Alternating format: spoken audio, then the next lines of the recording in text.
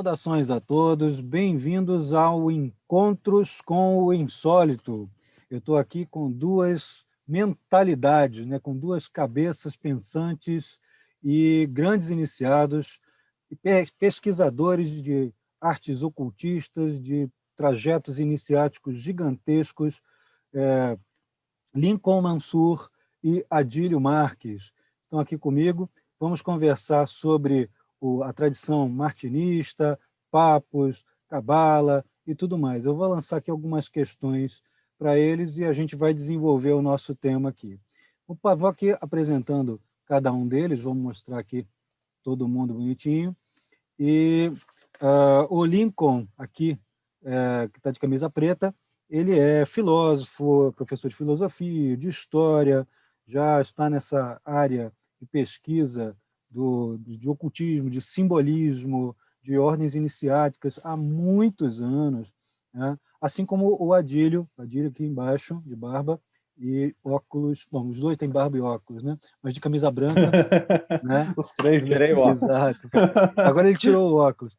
Enfim, o Adílio é físico, é professor de história, atua no meio acadêmico, né? Atua na Unirio e outras universidades, e tem também uma trajetória gigantesca nesses campos. Então, meus queridos, vou apresentando aqui também o projeto Sabedoria Arcana, que eles promovem, e tem como objetivo trazer justamente esses assuntos à baila, né? Assim como eu também estou trazendo aqui no Encontros com o Insólito, tem uma variedade muito grande de assuntos, o Sabedoria Arcana, que é o projeto capitaneado pelos dois, que tem um podcast, se não me engano, tem um site, eles vão me corrigir aqui se eu estiver errado, site, podcast, e com temas. Eu já tive a felicidade de participar de um desses podcasts, falando de astrologia, de antiguidade, de história da astrologia. Gente, então fala um pouquinho aí de vocês, do Sabedoria Arcana, para o pessoal conhecer um pouquinho mais. Com a palavra aí, o Adílio, né? Bom, primeiramente, obrigado ao convite, ao querido Carlos Holanda, né, o irmão, amigo Carlos Holanda, amigo nosso, como você mesmo colocou, já participou com a gente do podcast sobre astrologia, né, podcast Sabedoria Arcana, e a gente também tem uma trilha aí de participações juntos, né, não em trabalhos da URSI e trabalhos pessoais. Bom, deixa eu falar primeiro, como você disse, meu nome, né? Meu nome é Adílio Marques, milito desde os anos 80 aí nessas questões ocultistas. Sou um pouquinho mais velho que o Lincoln, não sei se você, mas sou mais velho aí que o Lincoln. Então, desde sempre eu tive um interesse nas questões espiritualistas, né, místicas, ocultistas, e procurei, de uma certa maneira, a partir do momento que a minha linha de atuação sempre foi a linha acadêmica, trabalhando como professor, ao longo da minha vida, eu procurei, de uma certa maneira, estudar, inclusive academicamente, esses assuntos.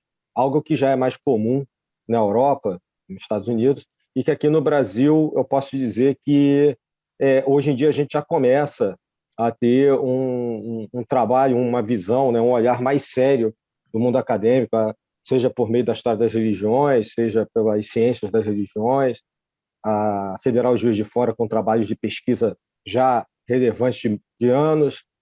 Então, eu sempre procurei, ao longo dessas décadas, dar essa visão, não só pessoal, mas a visão acadêmica mesmo, a esses temas do oculto. A Sabedoria Arcana começou em 2016, a gente já vai para 5 anos de trabalho. No começo, nós tínhamos apenas os livros, a gente tem um selo editorial chamado Sabedoria Arcana também, que nós lançamos títulos e obras relacionadas a esse viés místico ocultista, algumas também relacionadas à história e à filosofia, porque são temas correlatos. Mais ou menos com 2 anos de projeto, nós começamos o podcast. A gente já está indo para, acho que em setembro, outubro, nós completamos 3 anos, agora em 2021, do podcast Sabedoria Arcana, como eu disse, né, você também falou, Carlos. Você já teve a oportunidade de participar nesse podcast que eu faço com o Lincoln, ou a gente mesmo trata de algum tema, ou convidamos pessoas para tratar dos mais variados aspectos das religiosidades do ocultismo. e sempre dando ainda, até porque o Lincoln também é professor, uma conotação sempre de trazer alguma pesquisa acadêmica, alguma corroboração de pesquisa filosófica, histórica, para que a gente não fique só no âmbito é um trabalho que você faz também com a astrologia, Carlos, para que a gente não fique só no âmbito do senso comum, né, das opiniões pessoais. A gente sempre traz pessoas que são especialistas naquilo, e como a gente fez com o Pablo, né, o professor Pablo Bispo, lá da UF, que Pablo tratou vem para sobre cá também. Vou trazer o Pablo e o André isso. Consciência, que vocês publicaram um livro sobre os oráculos caldeus, que eu tenho, estou lendo, é bom para caramba, está complementando um monte de coisa que eu já tinha estudado. É um Isso, outro viés, é um outro olhar, porque é um olhar contemporâneo, muito bacana. exato, exato. Ele é um exemplo, né? O André de Portugal, professor da UF, o Pablo, né, que você vai trazer aqui. Então, nós temos a publicação dos Oráculos Caldeus, fizemos podcast, fez um grande sucesso com o Pablo. Então, a pegada da sabedoria arcana é essa. E claro, né, que cada um, aí o Lincoln vai falar também, cada um de nós tem a sua trilha pessoal, né, dentro das organizações, dentro dos seus estudos. Lincoln quer acrescentar alguma coisa? Não, só complementar mesmo assim a questão, minha vivência dentro desses aspectos. Eu tenho também, desde meus 13, 14 anos, eu já tive interesse nesses aspectos ocultistas, mesmo porque meu pai era maçom, minha mãe sempre foi curiosa com essas questões religiosas e pesquisava muito, e a gente tinha contato aqui com uma igreja gnóstica, a igreja expectante, e a gente sempre recebia muitos jornaizinhos com vários relatos e obras publicadas, partes de trabalhos publicados do Papos, do Mestre Filipe de Lyon, Sevananda, de vários, do próprio De Guaita. Era como se fosse uma versão da igreja, né, que elas divulgavam, como se fosse aquela revista de iniciação. Então, sempre cresci em contato com esse meio. Meu tio era Rosa Cruz também, da MORC, e aí a gente cresce nesse meio, a gente acaba ficando, a pulguinha ali da curiosidade morde na gente, a gente fica ali com aquela coisinha ali sempre, e aí começa esse interesse e começa a comprar livro, começa a estudar, ler, depois ler mais um cadinho. Aí chegou até o ponto. E a gente sempre acha que não adiantou, a gente precisa ler mais. Não, que a gente fica naquela, a gente fala assim, não, tá faltando alguma coisa ainda para me ler ainda. E aí a parte mais prática mesmo, até eu comecei a participar de algumas, como eu moro no interior, longe de tudo, que não tem muita opção de organizações, nem nada desse tipo. Então eu comecei a participar de algumas que dava para fazer online, e o contato também com a igreja expectante, eu fui ordenado dentro da igreja e tal, e posteriormente eu conheci o Adília e eu comecei a participar de outras ordens, como por exemplo o martinismo, a própria maçonaria, mas aí eu já participava fora daqui. E outras organizações mais aí que a gente vai, a MORC, por exemplo, eu já participava há um tempo, já tive contato com a Self Realization Fellowship, com outras ordens, mas se for falando cada uma aqui, a gente fica... Vocês colecionam, né? Vocês têm uma coleção, uma penca, né, de estudo. E o que a gente até, assim, nesse caso da coleção em si, não é nem para ser algo somente para ostentação, mas é muito dessa questão da necessidade pessoal de busca de algo que é além dessa transcendente, né? Por assim Eu dizer. chamo isso de peregrinação, porque a gente vai de ordem em ordem, não descartando. A gente vai acumulando no caminho, né? Isso. A gente vai coletando aquilo que nos instrumentaliza para a nossa humanização e a própria transcendência desse mundo material e tudo mais. Eu acho Mas que nesse sentido de busca mesmo. Eu acho que as ordens elas se autocomplementam. Elas têm essa coisa aqui. Mas você falou, Lincoln, de um negócio que para o pessoal que está vendo a gente pode ser legal para caramba entender melhor. Você falou da igreja gnóstica, e tem, inclusive, perto onde eu moro, tem uma, que é bonita a beça, a entrada dela é muito conhecida, se não me engano é a Frá. O Adílio conhece Sim, da Frá. a Frá, né? E muito legal, muito interessante a mensagem dele. Você dá uma, se o Adílio também quiser acrescentar, dá uma explicada assim para o pessoal que é leigo, que não conhece, de que se trata a igreja gnóstica, né? Se é a mesma coisa que as pessoas estão acostumadas a ver como igreja, como é que funciona? Se é diferente?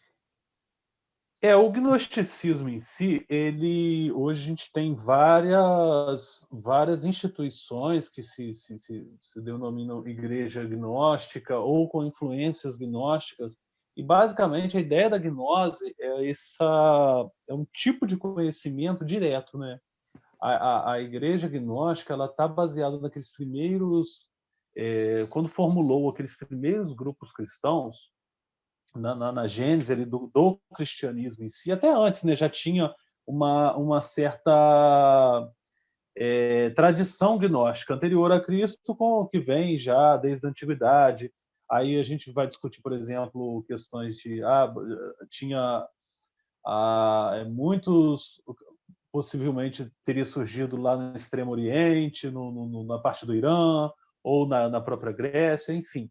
Essas tradições, como Jerusalém naquela época de Cristo era uma efervescência cultural muito grande, tradicionalmente Cristo teria trazido uma mensagem desse tipo de conhecimento direto, desse conhecimento direto, ele teria sido iniciado.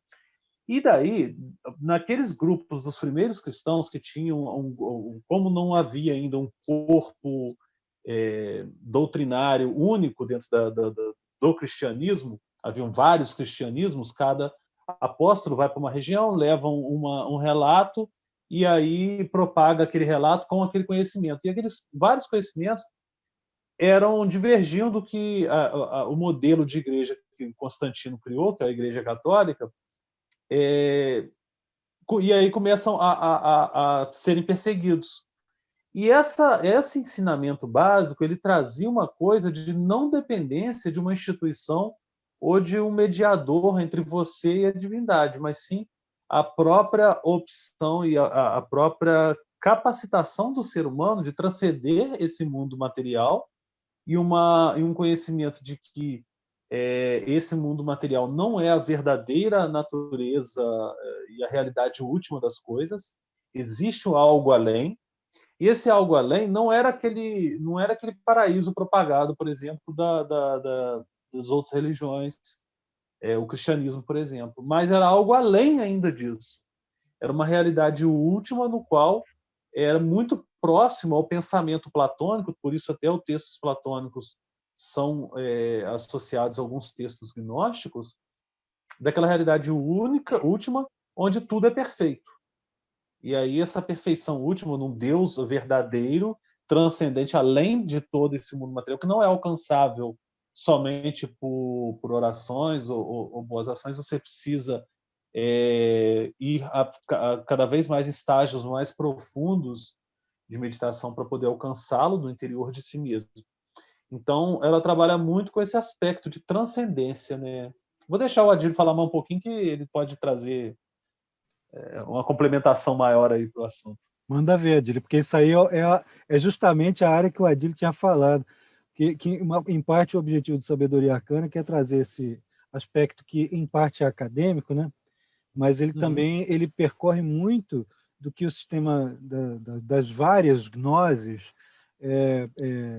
oferecem para a humanidade, que é você percorrer a coisa em nível profundo com estudos e cruzando etapas, né? Manda ver aí, Adílio. Não, vocês dois já falaram muito bem, né? O Lincoln já colocou aí esses aspectos. O que eu poderia complementar é que a gnose, né?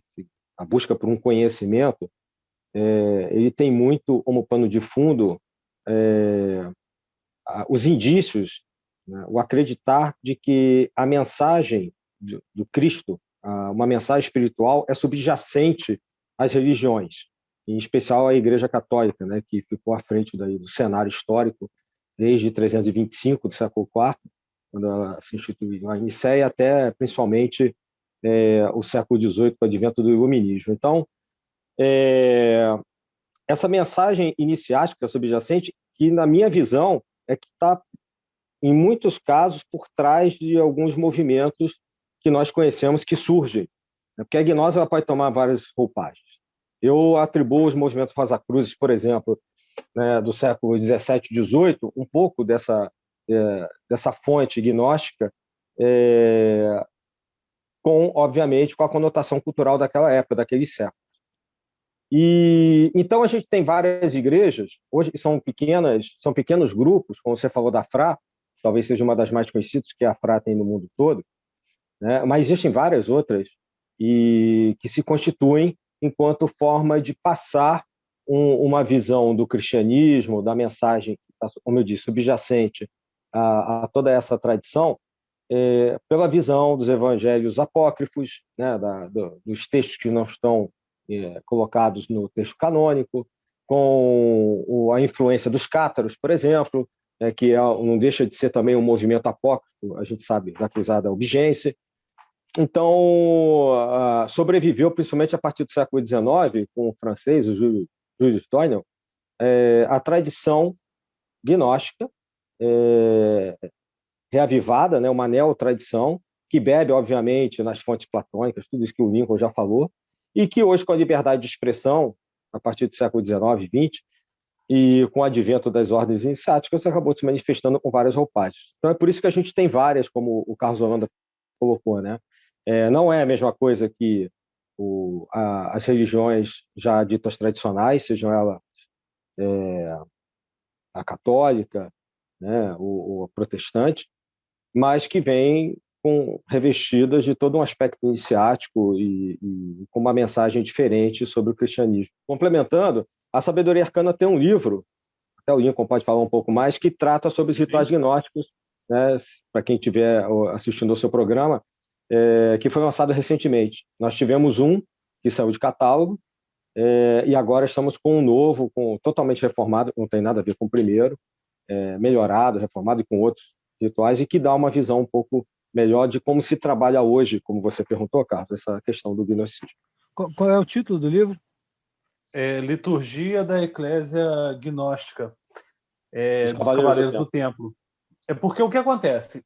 Toda a igreja gnóstica, toda a eclésia gnóstica que a gente tem hoje, de certa forma, é um reconstrutivismo, é uma reconstrução daquilo que tinha na antiguidade, porque muita coisa foi passada de boca a ouvido dentro dessas tradições, como o próprio Adílio comentou, e outras já acabaram se perdendo. Então, o que a gente faz é uma reconstrução dessa ritualística. O que nós fizemos no livro até foi uma compilação de rituais que são utilizados no cerne de algumas instituições, e principalmente na que a gente utilizava na Eclésia Gnóstica dos Cavaleiros do Templo. E é interessante notar o seguinte, quando o Adílio até comentou do Julius Doinel, ele recebe essa mensagem de um dos bispos cátaros, no qual ele deveria reerguer essa igreja gnóstica no mundo novamente, né? E ao fazer isso, ele dá início a esse neognosticismo, por assim dizer, e ele entra em contato com diversas personalidades do meio ocultista naquela época, inclusive o Papos. A igreja gnóstica, na época, ela se tornou a igreja oficial de outras, da ordem martinista, por exemplo. Ela estava no cerne do martinismo. E, inclusive, a igreja expectante que eu comentei, que eu faço parte no início do programa, quando ela é fundada na Argentina, no início do século XX, por um iniciado chamado Sédaillor, que veio da França com a missão de divulgar o martinismo na América do Sul. Inclusive, ele era amigo do Papos, e o Papos que dá a ele a missão de trazer para cá a divulgação do martinismo, e ele funda a Igreja Expectante aqui. E, posteriormente, quem traz para o Brasil e faz essa divulgação no Brasil todo é o filho dele, que foi o Sevananda, Léo Consté de Marcheville, e que era também amigo pessoal ele era afiliado do Papos, e amigo do Filipe Incosse, que era o filho do Papos, né, e escreveram inclusive um livro junto, na verdade são 4 volumes da obra biográfica do mestre Filipe de Lyon, que era um importante também iniciado lá na França. Só uma perguntinha, você citou aí o Léo Costeto Macheville, ele é parente da Emma Costeto Macheville, né? Sim, sim. Ela é uma das precursoras do estudo da astrologia no Brasil no século XX. Ela ensinou um monte de astrólogos já das antigas, né, que depois criou escola. Cada um criou uma escola, né? E ela é uma das grandes precursoras, quer dizer, vem dessa relação direta com a Eclésia Gnóstica, né? Sim, inclusive tem até um livro aqui que é biográfico dele, deixa eu achar aqui, pegar aqui.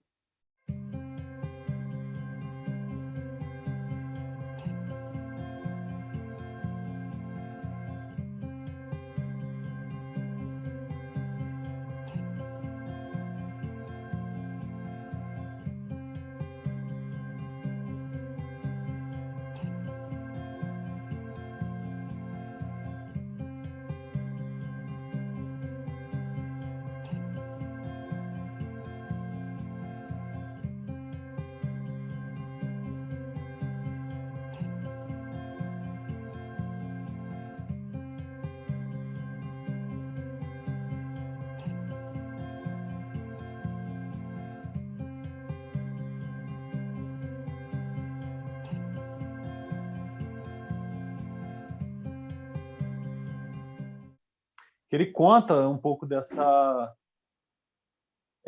vinda dele aqui e a divulgação na América, com a foto dele. Só esse livro aqui, ó.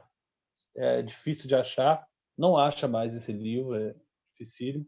E aqui ele conta toda a história dele, foi traduzido para o português. O que pode se achar, talvez, é a versão dele em espanhol, ele foi publicado primeiro em espanhol e depois em português. E aí ele conta toda essa história, não só a história, mas também toda a relação de todas essas ordens esotéricas que ele recebe para divulgação aqui na América. E aí ele traz, por exemplo, porque ele trouxe também, não só ele era responsável pela Igreja Expectante, pela divulgação, ele foi um dos primeiros a divulgar a yoga no Brasil também, a trazer a yoga. Ele fazia parte da Ordem Martinista, o Suda Dharma Mandalam, ele tinha uma colônia olímpica no sul do Brasil e depois em Resende, montou também. Ele era o representante oficial do Gandhi para a América, e além de outras coisas, né? Era membro também de ordens Sufi, várias coisas. Ele tinha coisa de, acho que 14 ordens diferentes que ele trabalhava. Colecionava também, né? Mas a gente está percorrendo esse caminho aí dentro, assim, é como se a gente estivesse já alicerçando o nosso tema principal, né? Que a gente combinou ali de pensar em Papos, martinismo e todo o desenvolvimento a proposta do martinismo e a herança que o Papos recebe dessa sabedoria ancestral e que também o Léo Costé também traz para cá, é basicamente a mesma. E desde os primeiros gnósticos, lá entre os neoplatônicos, que depois vão se transformando nos gnósticos, depois a gente vai ter o exemplo medieval dos cátaros. E desde aquela época, desde o século II, a Antiguidade Tardia, a gente tem um grande sincretismo, né, que está na base do próprio martinismo. Quando a gente vai ler o Tratado da Reintegração dos Seres, do Martinez de Pasquali, a gente percebe que, embora ele tenha construído, ele tenha ou recebido, seja lá o que for, construído, recebido aqueles símbolos que ele vai narrando ali no trabalho dele, você vê claramente que tem uma raiz gnóstica e que é tão sincrético quanto, e talvez ele tenha traduzido aquele mesmo modelo que ele recebe para a época dele, que é o século XVIII. Né? E com isso, acho que a gente já começa a pensar no que o Papos recebe para construir o modelo martinista dele, né? E também ele vai beber dessa fonte direta, né? Sim, sem dúvida. Pegando um gancho que vocês estão falando, né, só para dar um start, aí o Lincoln pode continuar. Primeiro, só para falar que, em relação ao livro, que a Sabedoria Arcana lançou, a Eclésia Agnóstica dos Cavaleiros do Templo, ela, na verdade, continua, né, só que de forma fechada. Registrada, mas fechada, não mais de forma aberta. Uma expressão aberta da Eclésia Agnóstica dos Cavaleiros do Templo é esse livro da Sabedoria Arcana. Então, como curiosidade para quem vai assistir aqui a essa gravação nossa. Agora, realmente, o Papos ele consegue, ele também participa de vários movimentos, várias tradições da sua época, e quando ele monta o Supremo Conselho da Ordem Martinista, lá na França, o famoso Supremo Conselho, com vários ocultistas de época, alguns já foram citados hoje aqui, e essas pessoas reúnem naquele Supremo Conselho uma quantidade enorme de tradições, e que são herdeiros, esses membros históricos do século XIX, são herdeiros de uma linhagem iniciática que começa lá atrás. Na verdade, eu costumo dizer que é a mesma iniciação, eu até coloquei isso em alguns cursos que eu fiz na UFSI, lá como voluntário ao longo dos últimos anos, é a mesma iniciação desde a antiguidade. Como o Lincoln colocou lá, desde, pode-se dizer, os mistérios de Eleusis, fossem os mistérios caldaicos, egípcios, existe uma transmissão de conhecimento que vai mudando de roupagem. Isso é uma visão minha particular, vocês podem, obviamente, ter outra, discordar. Eu normalmente defendo isso. E que ela vai mudando, vai se adaptando, às vezes vai ficando mais simples, às vezes ganha outros áreas de complexidade, como no caso da maçonaria, com seus vários graus, no caso do rito de Mesmisraim, com 97, 102 graus, depende, 104, depende, ou se tornando mais simplificada e ganhando uma roupagem quase de uma iniciação, como o Saint-Martin supostamente fez, né? Quando o Saint-Martin morre, se não me engano, no início do século XIX, acho que em 1803, se não me falha a memória, né?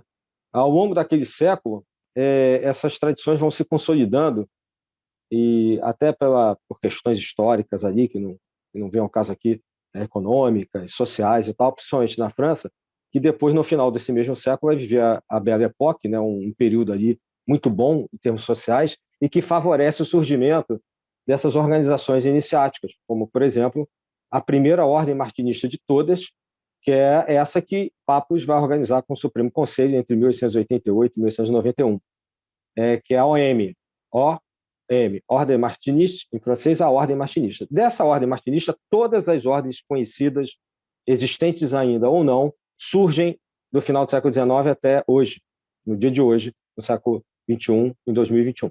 Tá? Então, como eu disse antes, não só o Papa, mas outros membros do Supremo Conselho eram guardiões de várias tradições, pitagóricos, rosacrucianos, como no caso do próprio Guaita e do próprio Papos, martinista, das questões taumatúrgicas do mestre Filipe de Lyon, como o Lincoln colocou, porque o mestre Filipe de Lyon era o mestre do Papos. Por isso que ele é chamado de mestre Filipe de Lyon, porque ele era de Lyon. Lyon talvez tenha sido no século XVIII e XIX a principal capital ocultista ali da Europa. Provavelmente, pelo menos da França, não era Paris, era Lyon. Em Lyon, você teve uma quantidade enorme de ordens surgindo, inclusive o braço do Pasquali funcionando lá, como Jean-Baptiste Villermoz, que também era de Lyon, né, e o mestre Filipe. Então, assim, eu vejo que a mesma iniciação, só para passar adiante aí a palavra, né, Lincoln, quiser falar aí, eu acho que é a mesma iniciação e que ganha uma roupagem de idade moderna, contemporânea, a partir da ordem martinista e dos ritos maçônicos que se consolidam, somente no século XIX. A maçonaria dita moderna, que se inicia em 1717 com a suposta fundação, que é algo controverso, da Grande Loja de Londres, né? Mesmo assim, somente na França havia uma miríade de ritos e com variados graus, e a coisa só realmente começa a ganhar uma conformação um pouco melhor no final, se organizar mais em vários ritos, a partir do final do século XVIII e no século XIX. Então, acho que o gnosticismo, no fundo, mais uma vez, eu defendo essa ideia, só para terminar, é um pouco desse pano de fundo, né, que está por trás até a gente chegar no Papos aí, que é onde você queria. Eu estava até fazendo aqui 3, porque você tinha citado Lyon, Eu não né, na vi, não França. apareceu para mim, não. Então, você tinha Perfeito. citado Lyon, na França, e eu Uhum. lembrei que são três ápices, né? São três axes, né? De estudos de ocultismo, de magia e de filosofia neoplatônica com gnose. Né? Um deles é Lyon, outro é Turim, o terceiro é que eu não estou lembrando, não sei se é Londres. Se o Lico de repente lembrar, me avisa. Né? Porque eu sei que eu tive em Da Turim. gnose? Não, são três, é um triângulo que forma em três cidades europeias, que são centros de distribuição, né, de concentração e distribuição dessas sabedorias que vão sendo cultivadas nessas cidades e vão sendo irradiadas. Né? Então, É. Lyon é uma, Turim é outra. Eu já ouvi falar nesse triângulo como uma outra ponte da Alemanha, né, em Tübingen. E em Tübingen, não sei se é o mesmo que você viu. O Que é a surgimento dos raiz dos manuscritos Rosa Cruz e do início da Exato, movimentação Rosa Cruz, pietismo alemão e exatamente. A Jacob Boehme está por ali também. Uma vez eu fui para Turim e aí eu fui procurar onde é que estava a tal da Porta do Inferno, que tem aquela lenda ali da Porta do Inferno, que fica justamente na estátua, né? Tem um monumento enorme, bonito a beça, né? Uma escultura, com Lúcifer na ponta, né? Lá no alto. Então eles dizem que ali é a Porta do Inferno. Meu hotel estava bem na frente da Porta do Inferno. Aí eu falei, poxa, muito apropriado. Mas isso é só uma anedota. Você não pode tropeçar na porta do hotel nem cair lá direto dentro do inferno, né?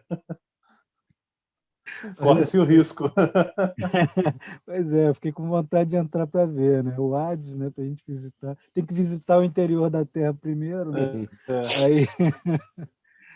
Mas então, a gente vendo essas questões que já estão convergindo ali na história para o século XVIII, para a chegada do Papos, né, no XIX, e o desenvolvimento, a disseminação do martinismo em diferentes ordens, queria que vocês falassem aí um pouquinho mais sobre a proposta do martinismo em si e a proposta do martinismo sair dali do Papos e algumas derivações.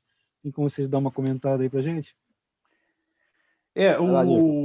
O martinismo em si, ele parte de algumas premissas que são bem próximas até do que, como até o Atílio falou, como a gente acredita que a iniciação é uma só e que ela só vai se atualizando de tempos em tempos, então ele parte de algumas premissas básicas que são próximas a a gnose. Por exemplo, a ideia de que o ser humano ele está numa condição humana de aprisionamento nesse mundo material. Vamos botar como mundo material. No caso, ele dá o nome de mundo da torrente. E que, na atual condição humana, é uma condição de dor, de desespero, de aflições, e que o ser humano em si, no dia a dia, ele não tem noção de toda essa aflição e dor que ele se encontra. A partir do momento que ele sente algo que lhe falta e ele começa a buscar isso. E essa busca começa a levá-lo a uma nova condição. E a partir do momento, né, que a ideia básica é que a iniciação martinista ela possibilita o ser humano, eu estou dizendo assim, frisando bem a possibilidade, ela capacita e possibilita o ser humano a transcender essa condição humana, que é de dor, de sofrimento, de prisão, de aprisionamento nesse mundo material. Só que também não depende só da iniciação, como se fosse lá, né, nesses jogos de RPG que acende a luzinha assim, o cara vai lá, sobe de grau e pronto, acabou, não. Depende também do trabalho pessoal. E esse trabalho, basicamente, o que ele fez? Ele pegou o trabalho de busca espiritual que o Martinez de Pasquale tinha de forma externa, com aquela teurgia, com todo um trabalho intrincado de trazer essas energias angelicais, essas influências do plano divino para o mundo material, ele inverte isso para uma condição interna do ser humano, que é um trabalho interno, a via cardíaca. Então, o ser humano, com essa capacitação, ele começa a voltar para dentro de si na busca de se transcender desse mundo material, de aparências, de sofrimento, onde tudo é dor, sofrimento e tudo mais. E a gente pode perceber esse aspecto, ele é subjacente a outras tradições, como, por exemplo, o próprio budismo, de certa forma, fala, né, que a realidade é só de dor. Outras tradições, o próprio gnosticismo, como eu falei anteriormente, e outras tradições mais, eles trazem essa sabedoria intrínseca em si. O lance todo é que o Saint-Martin, ele pega isso e joga para dentro de si uma possibilidade de transcendência. Vou deixar o Adílio falar um cadinho para complementar aí a fala. Não, é perfeito, é o que o Lincoln está colocando, né? A partir do momento que o Saint-Martin ele abre mão da maçonaria, dos trabalhos teúrgicos com Martinez Pasquali e faz esse movimento interno para dentro de si, para o Templo do Coração, que é até uma obra que tem esse nome, né? Que a gente convida Albert interessados. Kettleby.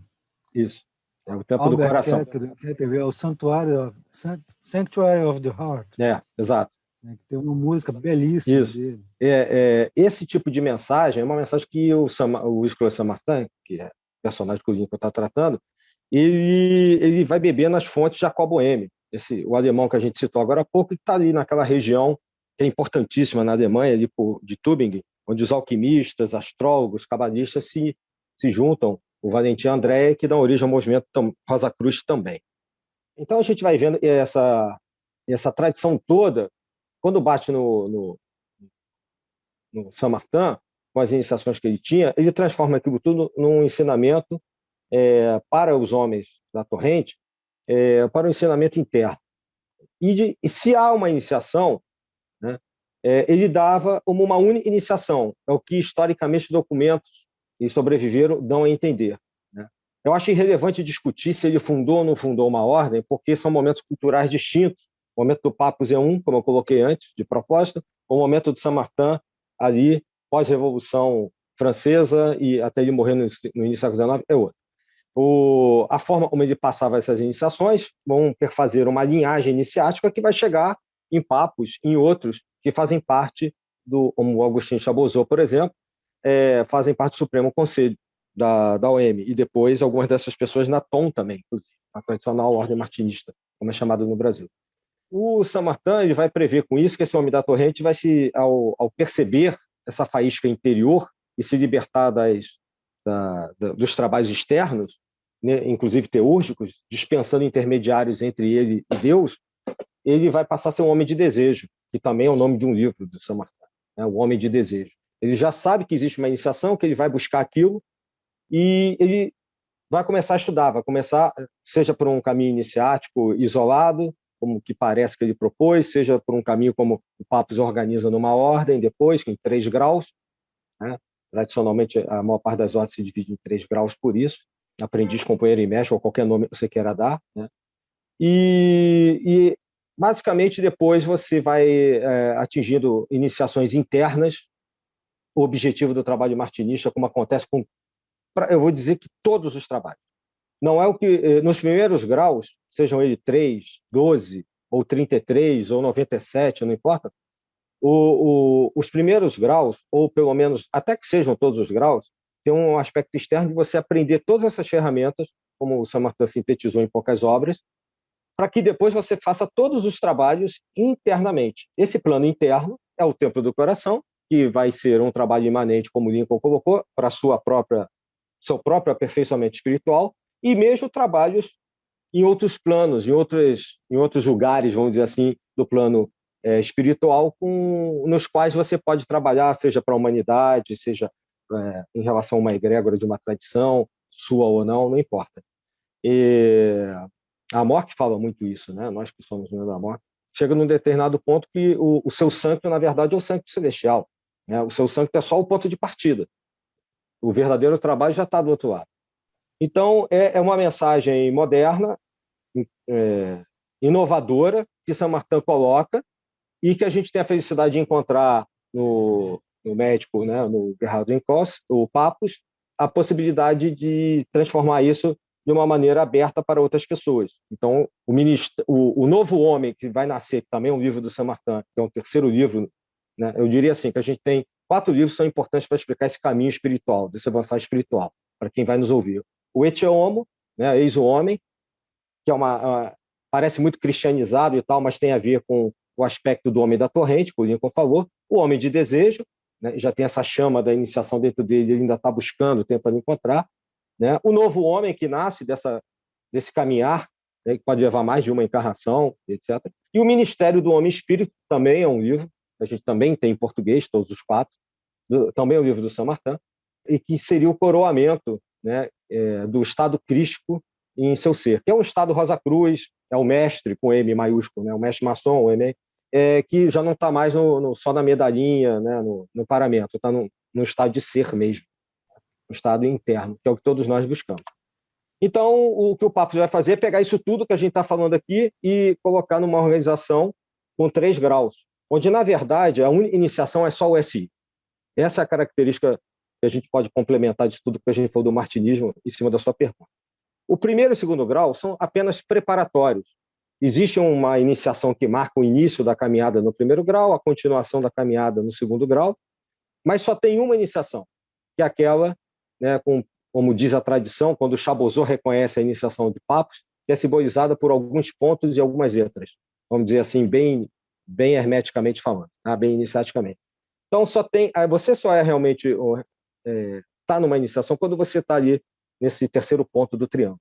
Tá? A partir dali, o objetivo é você sair pelo mundo e ser como um evangelista, praticamente. É você levar a mensagem adiante, que era o que os Rosacruzes faziam, inclusive aqueles dos manifestos. Saíam viajando, levando a mensagem, a verdadeira mensagem do Cristo, já purificada de determinadas coisas, dos homens, e depois, uma vez por ano, eles se encontravam numa determinada data, né, para um jantar, né, para um ágape ritualístico, e assim trocar as informações, e depois faziam de novo a peregrinação num mito do eterno retorno, né, do ir e vir. Então, aí começa a história mais moderna do martinismo. Maravilha. Assim, eu sei que o quanto é difícil da gente falar a respeito do que consiste cada um desses processos, porque existe todo um fator secreto, né? Primeiro discreto, mas sobretudo secreto, que protege o processo que o iniciando vai realizar. Sim. Mas dentro do que é possível a gente comentar, dentro do que pode se tornar público, no que consiste o processo iniciático dentro da via martinista. A gente já sabe que é uma via cardíaca, mas, por exemplo, como é que a gente faz? Até onde eu saiba, que a gente tem como comentar, através de processos meditativos, através... Que na Kabbalah, que inclusive é muito estudada nos estudos martinistas, tem muito estudo de Kabbalah, a gente vai fazer meditações, literalmente falando, com aquelas auto-interiorizações, com respirações, etc., mas também com muita leitura e com uma retificação do comportamento, bem seguindo o modelo do Tikkun, né, que é a retificação, que é a correção, até que você vá ultrapassar. Aí, lembrando mais uma vez dos gnósticos, né, cada uma daquelas etapas de consciência, que normalmente são representadas pelos véus planetários, né? Cada uma das etapas é uma camada planetária até você chegar a um ponto de união com a divindade. E com isso você vai se lapidando. Então, assim, até onde na ignorância explícita que nos acompanha para sempre, então onde eu acho que dá para falar é que esse processo implica meditações, muita leitura, a aplicação dessa leitura na vida cotidiana, especialmente quando as situações mais difíceis vierem, né, quando elas se dispuserem a testar, né, quase como se fosse uma provação, né, mas a gente é testado, a gente está lá sendo lapidado constantemente. Isso é o processo iniciático na grande maioria das instituições. E isso me lembra também que nesse Tikkun, no martinismo, sobretudo ali da via do Papos e do próprio Saint-Martin, mas no Papos primeiro, se estuda muito os passos dentro da árvore da vida na Kabbalah, né? Eu até trouxe aqui, eu vou compartilhar a tela, antes de passar a palavra aqui para o Lincoln. Eu trouxe aqui uma imagem que o Papus usa, depois foi reproduzida pela editora Pensamento, no livro A Cabala do Papus, né? E ele pega aquilo do Athanasius Kircher, do século XVII. E vou mostrar aqui rapidinho a tela, para vocês verem, que é uma árvore da vida, vocês já devem estar vendo aí, é Sim. uma árvore da vida, ou árvore sefirótica, se preferirem, que não condiz com as distribuições dos planetas como a gente sabe que tem que ser pela via caldaica, né? Pela via caldaica, a distribuição dos planetas, se a gente começar do ponto superior, começa ali Saturno, Júpiter, Marte, Sol, Vênus, Mercúrio, Lua, né? Nessa sucessão aqui, e aqui ele coloca Marte no lugar, ele coloca Saturno no lugar de Marte aqui, seria Gevurah. Há várias especulações a respeito dessa troca, né? Que, como ele pegou isso do Athanasius Kircher, e isso era uma coisa que estava acontecendo na época em que a Contra-Reforma estava muito violenta, né? A reforma ela vai acontecer um bocado antes, mas a Contra-Reforma no século XVII estava muito intensa. E isso me parece que o Kircher, que era um padre jesuíta, ele trocou ali de propósito. E o Papus vai utilizar aquilo ali. Será que ele teve mais ou menos a mesma intenção? Essa é meio que uma provocação, porque eu sei que vocês conhecem muito do Riscado, então uma provocação para vocês pensarem aí e responderem. Será que o Papus reutilizou aquela árvore do Kircher de propósito para confundir o profano, para alterar aquilo ali? Papos, ele tinha um conhecimento cabalístico muito grande, até mesmo a ordem cabalística da Rosa Cruz, ela traz profundos estudos dentro do campo da cabala, mas também aí assim fica sempre uma questão assim a ser dita, né? Porque há a possibilidade de enganar o leigo, como era muito comum, por exemplo, até mesmo o Eliphas Levi faz isso nos livros dele. A gente conhece vários casos de pessoas que tentaram reproduzir os rituais que o Eliphas Levi deixava registrado e acabaram se dando mal. Mas há também sempre uma questão de um aspecto de um conhecimento que é passado de boca a ouvido e que aí você tem que receber aquela chave para poder fazer aquele entendimento da coisa e você observar aquilo ali por um outro viés, um outro aspecto, né? Então, a questão da iniciação em si, ela realmente, a gente não tem condições de falar exatamente como que é essa iniciação, porque é algo que você tem que vivenciar. Ela não, eu poderia descrever aqui passo a passo de como é, não vai fazer sentido para os nossos espectadores, mas vai fazer sentido para aquele que vivenciou aquilo, porque aí tem toda a questão subjetiva envolvida nesses pontos.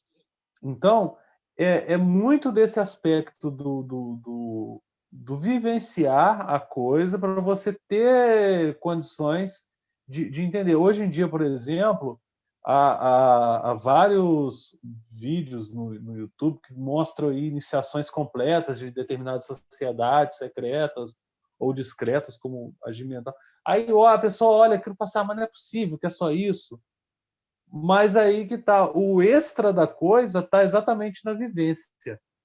Então vou deixar o Adil falar um pouquinho mais também para ele dar as impressões dele aí da coisa. Bom, em relação à primeira colocação da iniciação, é isso mesmo, como o Lincoln colocou. A gente pode comprar um missal da Igreja Católica e ter em casa e eu vou ler, isso não quer dizer que eu esteja realizando a missa, por vários fatores, desde a autoridade espiritual até o fato de ter toda uma preparação, existe toda uma questão para aquilo. ainda dentro dessa primeira colocação que o Carlos fez, o caminho martinista ele tomou roupagens diferentes, principalmente a partir da morte do Papa em 1916, ainda no meio da Primeira Guerra Mundial. Tá? A Ordem Martinista continua com um outro irmão por mais 2 anos, mas principalmente a partir da década de 20 do século passado, o martinismo ganha roupagens diferentes de acordo com o iniciador, de acordo com aquele que iniciou uma determinada ordem, um determinado movimento. Que a partir do momento que você tem uma iniciação, ou você seja um livre iniciador martinista, como se diz hoje, modernamente, você pode ter um trabalho próprio. Isso acontece com o gnosticismo também. Isso acontece com a maior parte das organizações iniciáticas, né? Você pode ter o seu próprio movimento. Então, hoje você tem centenas, literalmente, esse é o número, centenas de organizações martinistas no mundo. Algumas têm um viés totalmente cardíaco, baseado nisso que a gente está falando aqui, incluindo as orações também. As orações são parte importante desse trabalho interno martinista, dessas poucas iniciações que o martinismo carrega. Ele tem como característica, como acontece com a Ordem Martinista de Paris, que eu e o Lincoln representamos aqui no Brasil e no Rio de Janeiro, né, que é a Ordem Martinista de Papos. Né, é a primeira ordem martinista que até hoje continua funcionando e sobreviveu desde o final do século XIX até hoje, século XXI, e que no Brasil só tem uma representação, no caso, a nossa. Ele é um trabalho mais simplificado porque atribui-se, dentro dessa característica, que o martinismo é um trabalho que busca a simplificação e não o complexo, como, por exemplo, era a crítica do Luís Clodio Saint-Martin aos trabalhos do Pasquali, pelo que a gente sabe das cartas das obras de Saint-Martin. Em compensação, dentro do que eu estava dizendo antes, existe um segundo caminho que, ao longo do século XX, o martinismo tomou, e alguns desses livres iniciadores fundaram trabalhos com viés teúrgico, não só um viés mais místico, mais imanente, como o Lincoln colocou, mas interno, que é a base, digamos assim, uma boa parte, metade da característica, eu poderia simplificar dizendo assim, tem essa característica nas ordens martinistas, que é uma herança papusiana, né, e a princípio se atribui também uma herança, segundo alguns, ao próprio Saint-Martin, mas temos a outra metade desse grande grupo de ordens martinistas que trabalha com algumas inclusões ali dentro, um aprofundamento cabalístico, trabalhos teúrgicos, mantras e outras coisas. Então, são 2 grandes grupos martinistas que, quando a pessoa for escolher o seu trabalho, você tem o trabalho místico, são as ordens de linhagem mística, e as ordens martinistas de linhagem mais mágica, mais teúrgica, que é a grande discussão se Saint-Martin tinha realmente esse aspecto teúrgico ou não, já que ele questionou isso na própria maçonaria, da qual ele pediu para se afastar, e, em especial, somente no Zélie Cohen, depois que o Martinez Pasquali desapareceu lá na América Central. Né?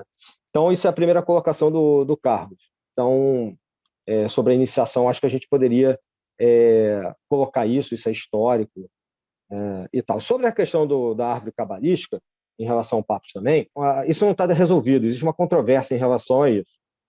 Alguns acham que ele teve acesso a uma parte do material, então se esse material não estava totalmente correto, ele usou esse material do jeito que ele recebeu. Porque hoje nós temos uma quantidade de informações que, obviamente, há 100 e tantos anos atrás, vamos dizer assim, há 140 anos atrás, o Papos não tinha, 150. Tá? Agora, assim como o Lincoln colocou, além do Levi, um outro que faz muito isso é o Robert Chambelém. Ele tem um livro, por exemplo, com os rituais do Mestre Mizraim, inclusive tem em português, que a Madras tinha publicado, não sei se ainda está editado, onde várias passagens dos rituais do Mestre Mizraim estão trocadas, de propósito. E ele falou que era de propósito. Quem for iniciado vai saber consertar e colocar, se quiser usar aquele ritual, porque se ele é iniciado, ele está dentro de um rito de Mestre Mizraim. Ele vai identificar. Então, é mais como divulgação. Né? Eu creio, aí é uma opinião minha, de novo, né? Vocês podem discordar, os ouvintes podem discordar. Na minha visão, o Papos sabia qual era a posição correta.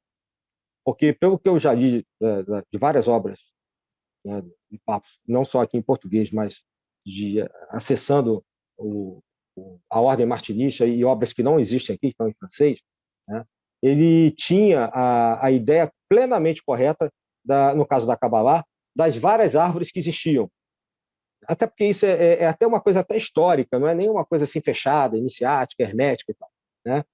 Existem várias distribuições de árvores da Idade Média para cá, né? A gente tem uma simplificação ou uma utilização moderna, que essa a gente mais conhece, com a arrumação dos planetas como a gente atribui hoje. Inclusive, existem duas, que a gente trabalha frequentemente e às vezes não se dá conta. Usando só os 7 planetas tradicionais, né, da astrologia tradicional, ou usando já Urano, Netuno e Plutão, como muita gente usa, e realocando os planetas ali. De novo, na minha opinião e prática, isso não faz a menor diferença, principalmente se o trabalho é interno, se você vai acessar outros níveis de consciência. Tá? Qual é o planeta exatamente que você vai usar, por exemplo, na árvore moderna, usando os planetas do século XX ou não, descobertos pela astronomia. Tá? Porque depende do trabalho que você vai fazer. Se você vai fazer um trabalho prático, teúrgico, aí sim.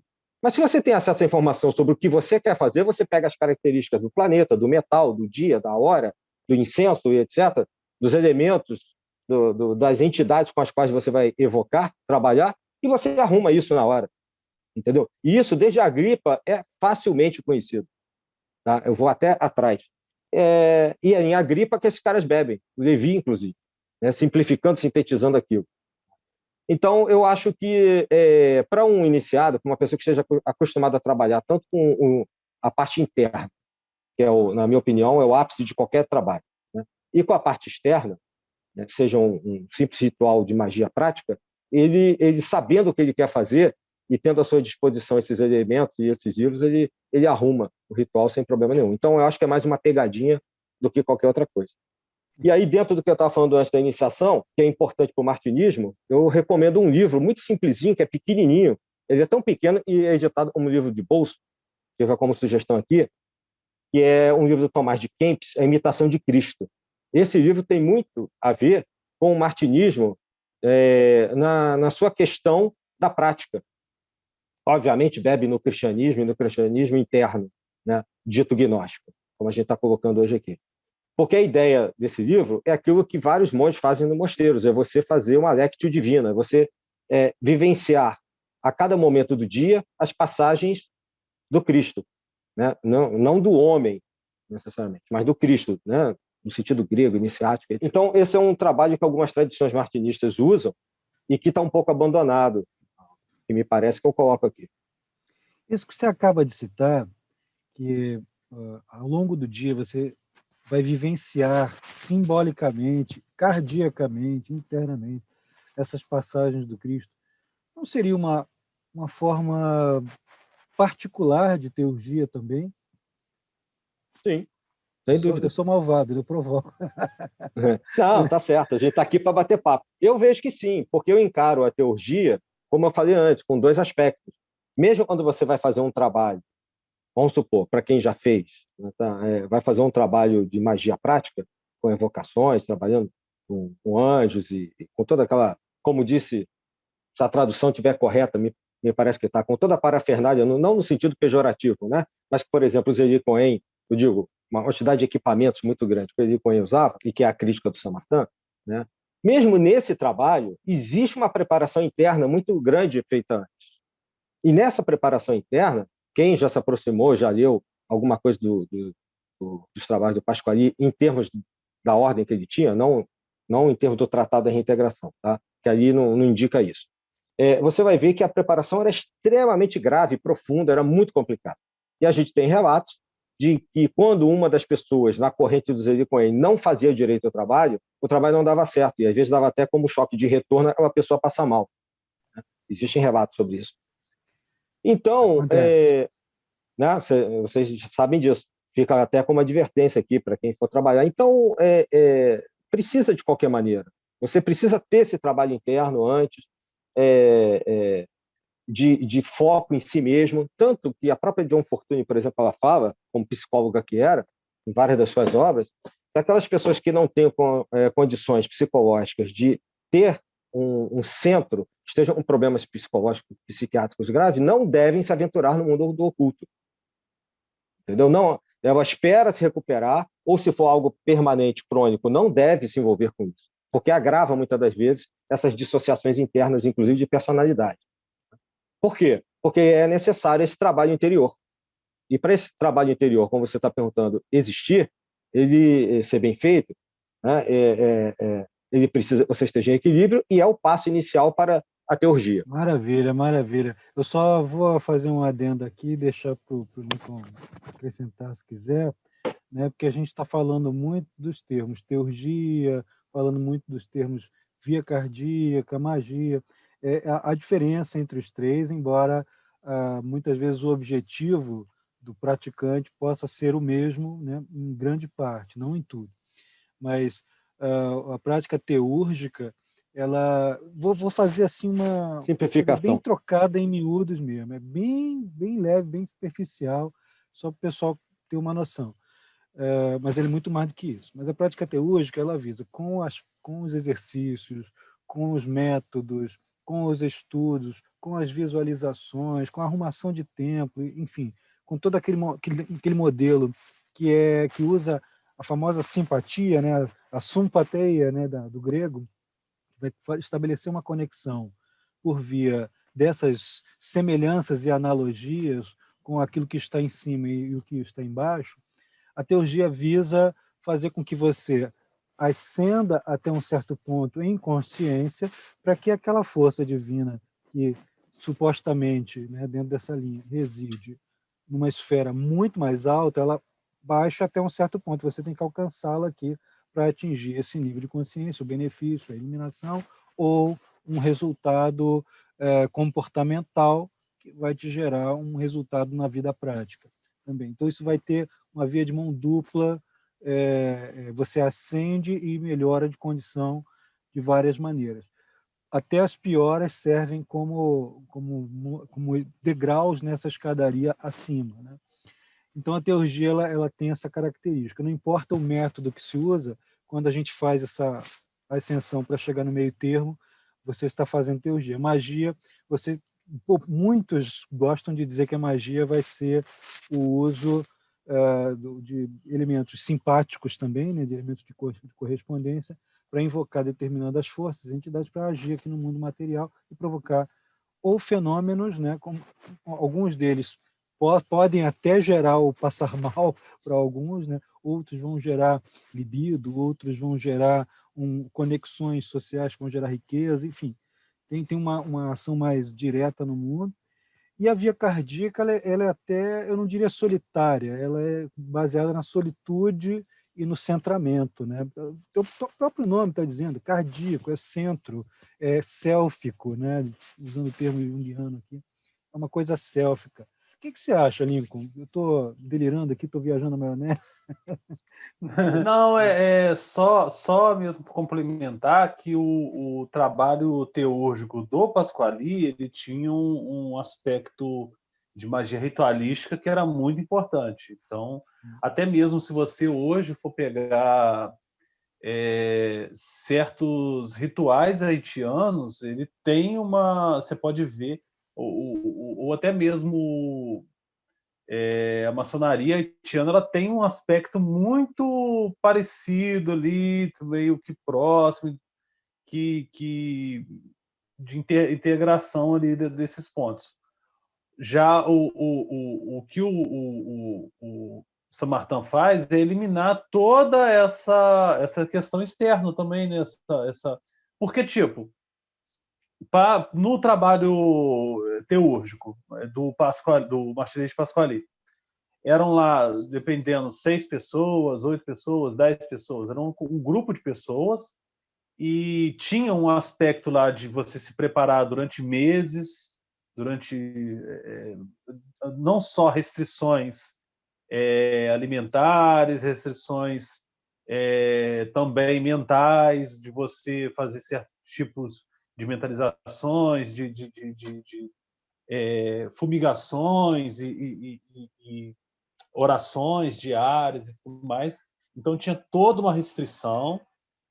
E depois, na reunião em si, aí começava todo aquele ritual, toda aquela ritualística. Se uma pessoa dali do meio não tivesse com preparo, não alcançava resultado. Então, era um trabalho extremamente complexo e que demandava do outro também, do comprometimento do outro. E muitas vezes o outro não estava tão comprometido assim, não estava naquele mesmo grau ali de busca do que cada um. Então, o que o Samarkand faz não é uma questão de simplificar por simplificar. Não. É observar que você tem condições de si próprio alcançar um nível consciencial ou um nível de realização tão grande, mas de forma sem depender do outro, dependendo de si próprio.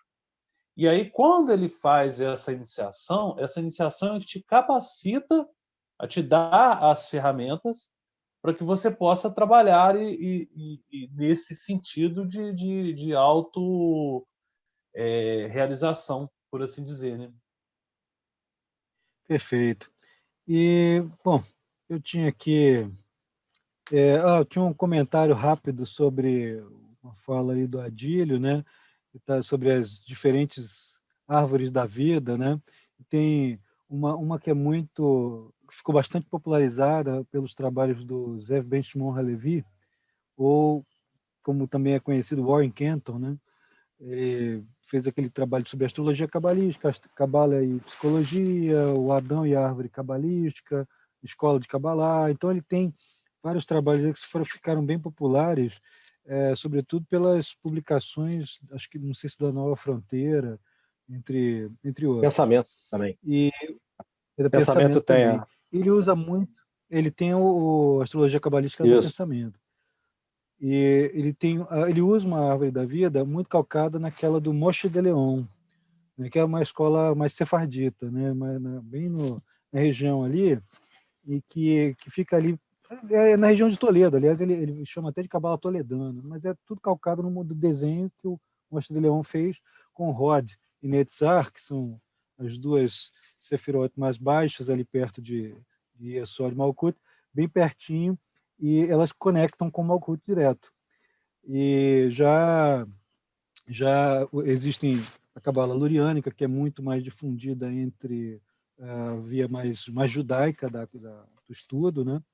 E as árvores da vida, os modelitos que a gente usa em ordens diferentes, mantêm a ordem caldaica, né? De baixo para cima, Lua, Mercúrio, Vênus, Sol, Marte, Júpiter e Saturno, aquilo ali fica mantido, que é a ordem caldaica que é aproveitada ali e que era muito popular entre os filósofos neoplatônicos que estavam assim com as origens gnósticas, né, com as origens do gnosticismo. Então era muito popular entre eles, porque tudo que eles faziam que era meio astrológico e meio filosófico, meio teúrgico, né, era calcado nesse mesmo fator. A inserção de Urano, Netuno e Plutão na árvore da vida é uma coisa bastante nova, né, porque a árvore tradicional não tem. Hormah, que seria a esfera celeste do zodíaco, mais especificamente do zodíaco, nem de todas as estrelas fixas, passou a ser associada a Urano por essa via que é do Halevi mesmo, né? Urano é céu em grego, então colocou Urano ali como Hormah, o Plutão para essa via, não para outras, ficou no lugar ali de Da'at, que é o conhecimento, a gnose, que está ali entre Tiferet e Keter, que está fazendo a união entre o alto e o baixo, e Keter assumiu o papel ali de Netuno para essas vias. Mas nada disso, nenhuma dessas conotações com os planetas modernos, planetas transsaturninos, substitui o modelo tradicional. O modelo tradicional sempre funcionou. Se você for, né, vocês sabem, né, se vocês forem observar em qualquer tratado, né, por mais que a atribuição e a prática sejam um bocado diferentes, e existem muitas práticas diferentes sobre a árvore da vida, quando coloca o planeta ali, fica tudo certinho. Por isso que eu tenho para mim que o Adito está certo. O Papus, ele sabia, ele usou a do Kircher, que está fora do lugar, porque ele, Kircher e todo mundo que estava sabia que tinha que fazer diferente para o profano não pegar e usar de qualquer maneira. Era isso. Só esse comentário. O Lincoln habilitou o áudio aí, quer falar? Não, é só para dizer também que assim, muito dessa forma de representação é moderna também, no sentido de que, na antiguidade, muitos desses conhecimentos não era necessário ser organizado em um diagrama específico. Essa diagramação e tal, ela vem ocorrendo a posteriori, né, já principalmente aí, em meados do século XIV, do século XV, do século XVI, que começam a tentar modelar isso. E, principalmente, essa questão até do Kircher é muito nesse sentido. A tradição que eu quis dizer, né, na hora que eu comentei, a tradição boca-ouvido ensina a posição correta, mas para o profano eles colocam numa outra situação que o Papos ele já se ancorou no fato do Kircher ter colocado, e aí ele aproveita, reproduz, essa daqui é antiga e tal, já é tradicional para o cara ali, mas ele não sabe o pulo do gato, né, da coisa. Exatamente, o negócio é o pulo do gato da tradição oral. E até hoje, né, especialmente na OM, nas tradições martinistas mais tradicionais, o pulo do gato só vivendo. E é outra coisa que a gente sabe, isso é uma coisa até recorrente nas sabedorias iniciáticas. Uma coisa é você saber o caminho, você estudar pra caramba, entender pra caramba. Outra coisa é você fazer, você viver. É completamente diferente, né? É isso que a gente mais batalha com os estudantes nas ordens, né?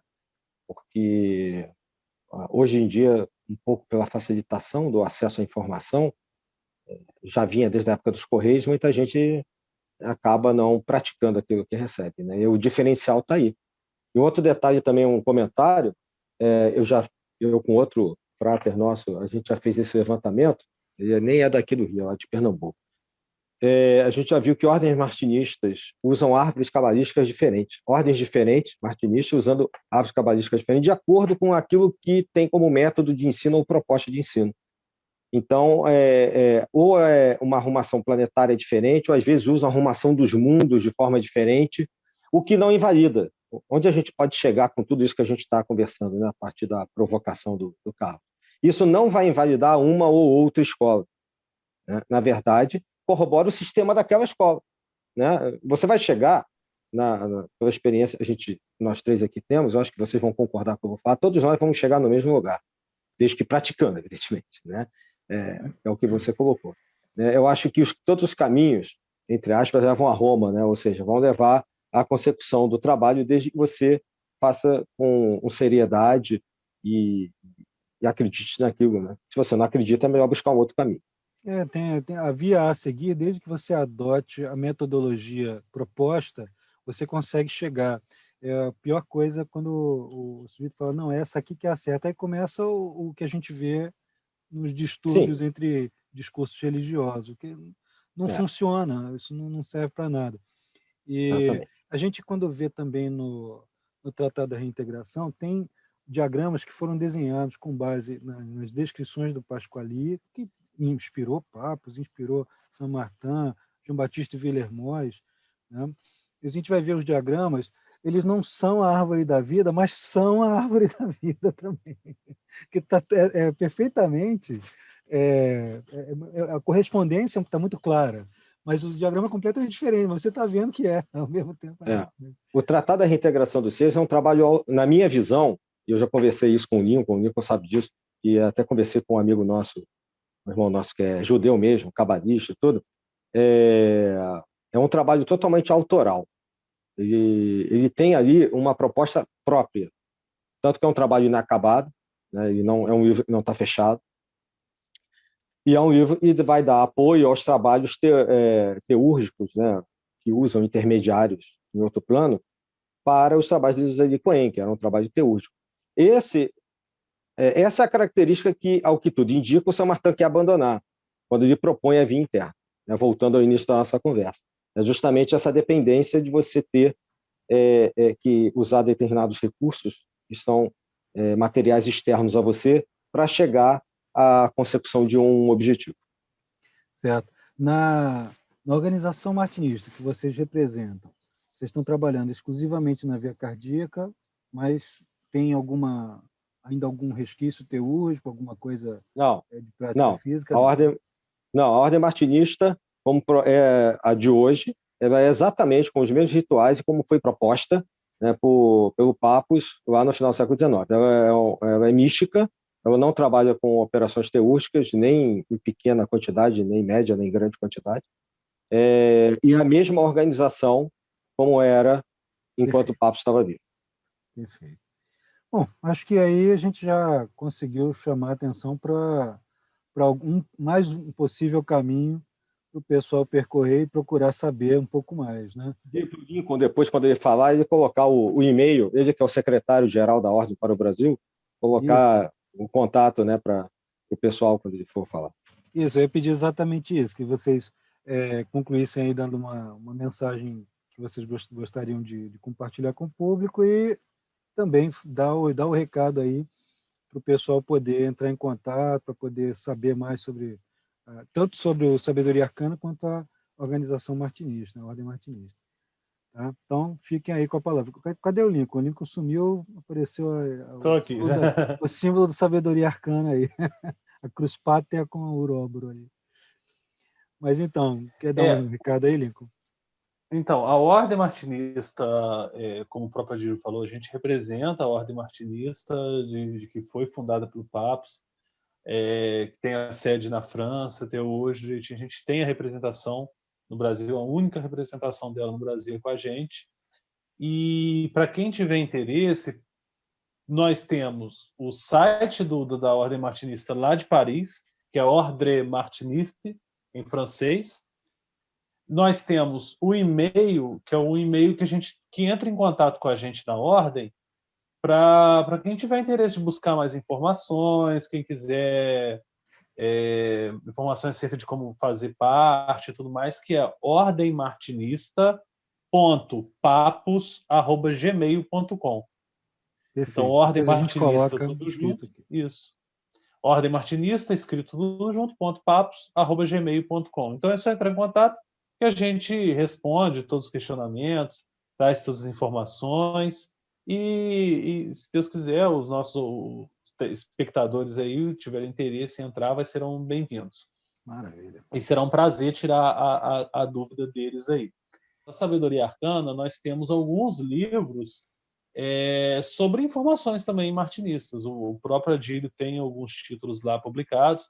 Nós temos os livros de carta que o Samartin trocava durante o período de sua vida com outro estudioso, o Barão de Kirchberg, lá na Suíça. Então, tem um conjunto aí de cartas que é extremamente interessante, porque ali é uma relação mais pessoal com o Samartin, dele demonstrando a inspiração própria de onde ele tirou alguns pontos e até mesmo o contexto que ele estava vivendo na época, o contexto da Revolução Francesa. Então, traz algumas informações interessantes.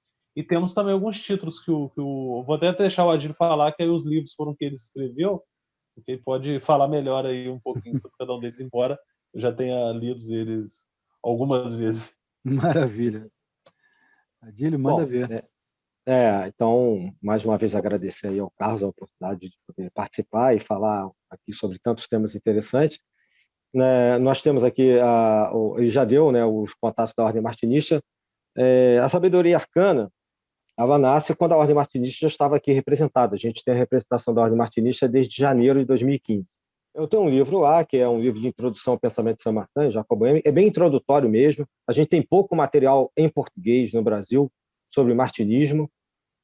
A ideia sempre foi, é um livro que eu lancei em 2010, ele está na terceira ou quarta edição agora, pela Sabedoria Arcana, já passou por outras editoras.